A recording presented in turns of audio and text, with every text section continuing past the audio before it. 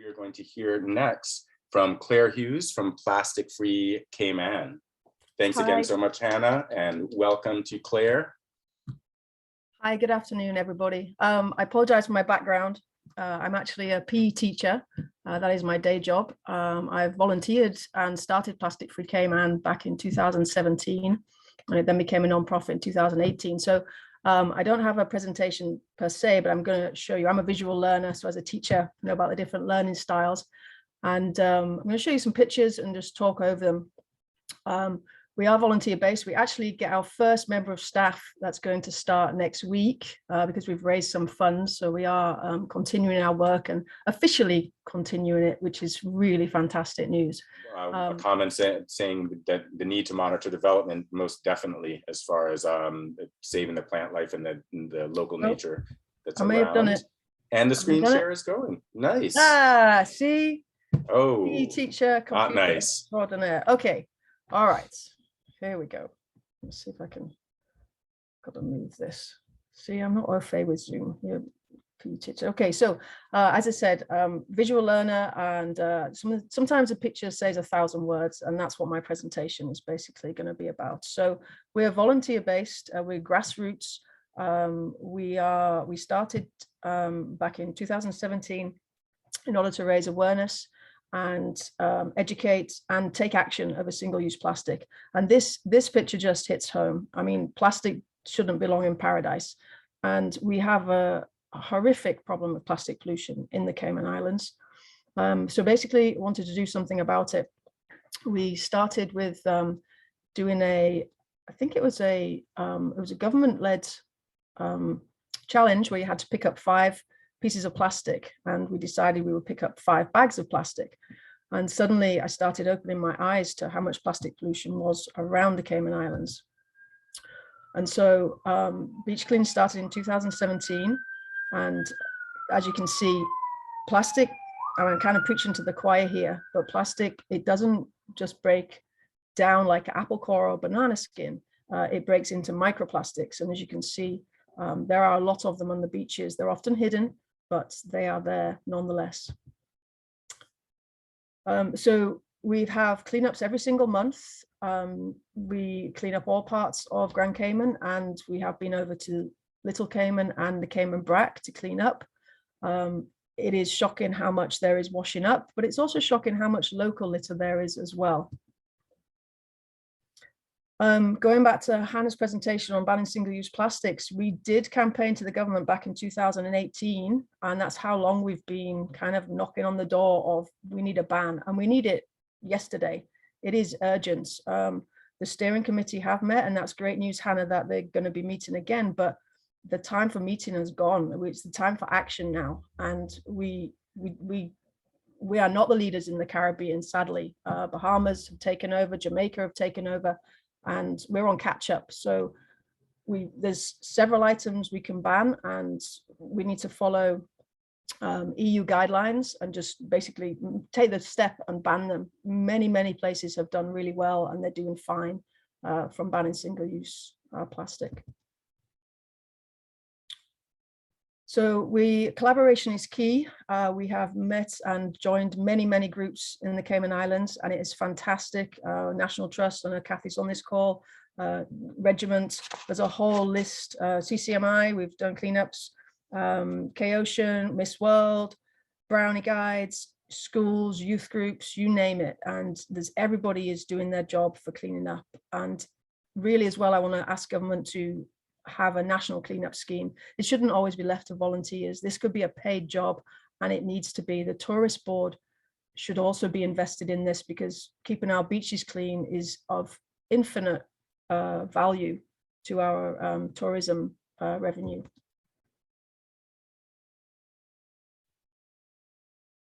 So this is an old statistic that by 2050 there will be more plastic in the ocean than fish. That is a horrific statistic, and one that we really need to address. So one of the ways we've taken action as well is to create a 3-4-5 pledge. We believe that it's a kind of tiered level. Government, businesses, schools, and individuals can all make a difference. And this is at an individual level and a business level. So you can go on www.plasticfreecayman.com, 345 pledge. And even today, everyone on the call, you could go on there, take a pledge to just start with 3 things. And it gives you ideas on things you can give up today. Starting with either single-use plastic water bottle or changing your toothbrush to a bamboo toothbrush, for example. So mangrove rangers have also been keen on getting on board, and they've done a lot of cleanups because we find that the mangroves are like sponges and filters for plastic. So we find a lot of plastic in the mangroves, and we find a lot of plastic under the water. This actual shot is not from Cayman. It's actually from outside of Roatan in the Bay Islands of Honduras.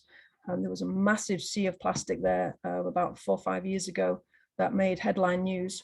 But ultimately, this is what it looks like, which is horrific. It's our children that are suffering, and they're going to take over this. This was taken in Grand Cayman, out on North Side, probably about 4 years ago now. And we as adults, urgency is key, absolute key. Animals are also suffering. They're using plastic as their home and in shells. And we find that a lot. And this is one of my students who does beach cleans and picks up regularly. So education is key to educate this next generation. And that's part of what our part-time person will be doing, going into schools much more and much more available for meetings with government and collaborating. So plastic is not our future. It really is not. And it's, as I said, I'm repeating myself now, it's vital and urgent that we do something about it. Okay, I'm going to stop sharing there. And there you go, I did it. So, yeah, any questions? Again, I feel like I'm preaching to the choir as far as issues surrounding plastic pollution. It is a complex but equally simple problem to overcome in many ways, and it is of course contributing towards climate change. I don't know if anyone saw, if you go on Instagram, Plastic Free Cayman today, I posted a video of the floods in Pakistan, and they are just horrendous, and we in the Western world are guilty. Anyway, the climate change issue is a bigger topic, and one people are more qualified than myself. So thank you very much for listening. Thank you very much for that presentation, Claire. And yeah, it looks like now that you can operate Zoom, you can become a computer teacher part-time as well. Do we have any questions from anyone on the in the meeting here? Oh, I just lost my chat screen for some reason. For anybody unaware, Claire, could you explain some of the sort of high-level reasons why ocean health and getting these plastics out of the ocean is in the best interests of society? Yeah, absolutely. And I'm even going to ask Katie to jump in as the qualified marine biologist and scientist. But yeah, I mean, one thing as just a regular person for myself, I have no background in science or marine biology. This was just a parental and a teaching awareness that I developed, and thought, why is nobody doing anything about it? I mean, it just shocked me that, you know, plastic is on our beaches, and that as a scuba diver and a sailor, to see it in the water. And one thing I didn't realize was that we are ingesting plastic as everyday people if we eat seafood, because, and even just breathe in the air, because plastic is eaten by fish, and then it gets into their tissues, and then we eat the fish. And so for somewhere like the Cayman Islands, where we're dependent on local resources and fishing, we are literally eating pieces of plastic, and that is not good for us. It affects our hormonal system. There's so much we don't know about it, but it raises levels of estrogen, so they're contributing it to early puberty. So again, as a teacher, that I'm really like shocked by that. But Katie, can you add anything? I mean, you nailed it, Claire. Those are all really, I mean, it's by the book, reasons that plastics and microplastics are bad overall for our oceans, for our environment, and then in turn, as a human species, another animal interacting with our environment for us. There has been peer-reviewed research articles published from all over the world and in the Caribbean as well, showing that there is this bioaccumulation of microplastics going from, you know, becoming brittle pieces of plastic in the ocean and being ingested by our shorebirds, by our fisheries, and then we are in turn ingesting that, or other animals are eating those animals, and then it accumulates up the food web.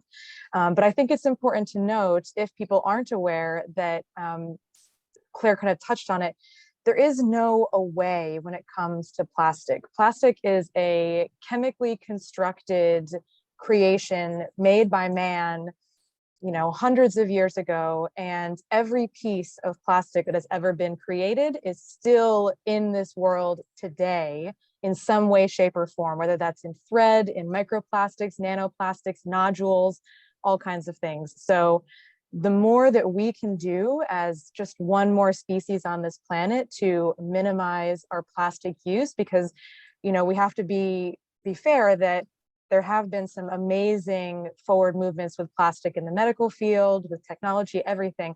But as far as the oceans are concerned and our own human bodies and the environment, the less that we have in the environment, the better overall health for everyone, ourselves included.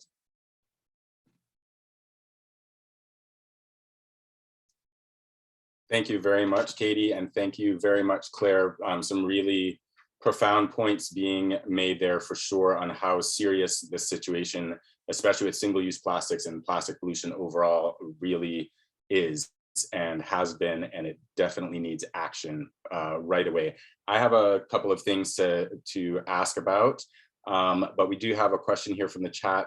What are the difficulties with getting the government to ban more plastic products, for example, the plastic bags in the grocery store? So what's kind of, what are the reasons being given for why we don't have a ban on single-use plastics yet? If you want to, if Claire can address that, or. Sure. So as Hannah mentioned, we had a steering committee. So we didn't just want to go and just ban all the items, although that's what other countries have done. We wanted input from businesses and stakeholders, and dare I say DART as well, who are a big manufacturer of single-use plastic and styrofoam.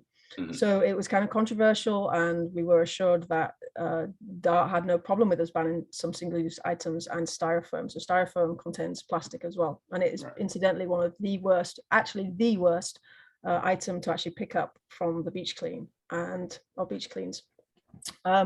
So we basically had to form this steering committee and meet to make sure that everyone was on board. We had Woody Foster there, we had people in all the industries, and they were on board as well. So it was just a matter of just going to the next steps. And then we had government change, and we had COVID hit. So that was one of the reasons of kind of an excuse and a very valid reason as far as the delay. But really now there is no excuse, and it's just, again, you know, 4 years of asking. In fact, I appealed to Premier Panton when he was actually environmental minister. So that's how long ago a petition started. So yeah, let's get before going. 2017. Absolutely. Yep. Right. I wanted to ask about producer and seller responsibility, which is a big part of the plastic movement, and just in general, as far as emissions goes and everything like that. What are your thoughts on producer responsibility as far as the people who are producing single-use plastics or the people who are selling them, taking steps to mitigate them or being charged fees in order for carrying it, as opposed to carrying something that doesn't come in a single-use plastic, or creating it in the first place as a product to sell? What part does that play, and what is that picking up any steam as far as here in Cayman or in the Caribbean region that you know of? Yeah, so absolutely. So one of the main things that comes to mind here is this compostable plastic, which is really, it's a term called greenwashing. It's not really the alternative. It's made from corn instead of oil, because plastic is made from oil. And I mean, even yesterday I saw it was labeled as Protect Cayman. So it's the consumer is thinking, oh, this is a great choice. And actually it's not, because we have no industrial composter on island. And so it's still single use. And I swim a lot along 7 Mile Beach and I see the cups in the water and pick up as many as I can, but it doesn't compost. It has to be high heat. So there is greenwashing. So the businesses are either being greenwashed themselves or they're just trying to greenwash the customer. And so there needs to be a real, it has to come from government level, especially as an island. We ship every single thing in, everything. So if we fine or don't accept it to come in, then it's not going to come in. We're actually in a really amazing position to be able to do that, to say no, or you'll be fined. Bahamas have managed to do it. You know, I had a friend there recently and they serve water. I mean, we're in a hurricane zone. We need some single-use items for emergencies. And they serve water in a can, an aluminium or aluminum can. Right. There's solutions out there. We just need to go for it and do it, or government do. Absolutely. I tried some tests on my own with compost and had these things sitting in my home compost for over a year, and I could still clearly read the labeling on it and everything. It had done nothing. And I know it's supposed to be industrial compost, but like you said, we don't have the facilities here. So, and even then we still have to look at the production of it and what is going into making these things and shipping them. Can we sign another petition to get more effort going again behind single-use plastic, or what is that part of the step here? We can. I might sound a bit cynical now, but I feel that I know that look. Been there, done that. And I actually think, I mean, I have, whether or not I would get in trouble for saying this, but I would go for it. I mean, I've even thought about dumping some rubbish on the steps of government. I'll clear it up afterwards, but as a visual demonstration of this is what's on our beaches, this is what our animals are suffering with. You know, I only showed the little crab there, but we've got turtles who are ingesting it. We've got, you know, fishing nets, sharks get caught in industrial fishing nets. And it's a complex subject because, you know, I mean, I still eat seafood, but I'm realizing that I stopped eating shrimp because of the bycatch. It's so complex. Even sustainable fisheries are not sustainable and they're wrecking our ocean.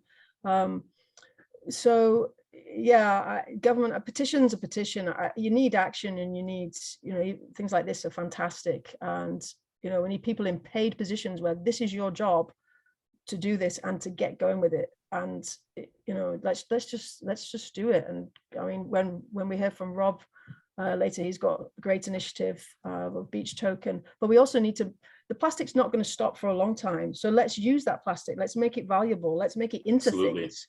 And so that there are so many solutions out there. It needs funding, and it needs people willing to do it. And it needs government to say, this is how it is. This is why, you know, like sustainable energy, it's beyond time for that too. So yeah, petition, we need action. Absolutely. And is there any kind of campaigns going on to point out who labels or brands that are greenwashing, or any kind of thing about local businesses that are using truly better packaging or have cut their plastic packaging and to try to get with this? As our employee starts next week, one of her roles will be to revamp the 345 pledge. We have stickers in businesses, and we're going to create a directory of places that are doing well. Now, we also want to celebrate what they're doing really well and not really focus on what they're doing wrong. I mean, we've learned that way as well as a grassroots organization. Businesses need guidance. Sometimes they honestly do not know that it's not a good option. So, you know, celebrate the good. Let's work on what isn't working, and it will come. So yeah, watch this space. Excellent. I once again, plasticfreecayman.com/programming/345 pledge. And I signed on to it, and it really has been eye-opening, because I found that in addressing single-use plastics, like one thing was, well, if I eat less meat because that's wrapped in plastic and can't do then, and that helped me cut back on being more aware of my diet, being more aware of my impact through what I eat and through what I'm buying. It made me look at packaging differently. And then as well, to one thing I do is actually take any dry plastic and I sequester it, because only 9% of plastic gets recycled. So to continue to bring it out to recycling and continue to to dump it, it just gets back into the biosphere. So that has been really eye-opening, and it makes me buy a lot less plastic as much as possible, because I'm actually tucking it away and storing it and putting it in the attic and making sure it stays dry and clean and nothing wet or nothing gross or anything like that. But you will be amazed at how much plastic wrapping and blister packs and all these different things, your flip-flops, you know, and all of that stuff really does end up back in the ecosystem. So I really encourage everyone to take the 3-4-5 pledge and really take a good look at how you're using plastic in your own life and what you can do to reduce that, and to be able to push government to take action on it and put your money toward people who are using better packaging and are really showing that they care about the environment, not just greenwashing things. And that is what some of our comments are representing here. So many solutions and countries with larger population that are able to take control of their country and make a difference with climate change, and that we need people in the government that care genuinely about the environment and not money. Those are very good points to be made. Does anybody else have any other questions for Claire? All right, thank you so much, Claire. And I have to say, I really love what you said about creating jobs for cleanup efforts, as opposed to leaving it all up to volunteers, because there are definitely livelihoods to be created there, and meaningful livelihoods to be created, and really helping steward the country and keeping the island clean, not just for residents, but like you mentioned, for our visitors as well. So well done, and thank you so much for joining us here today.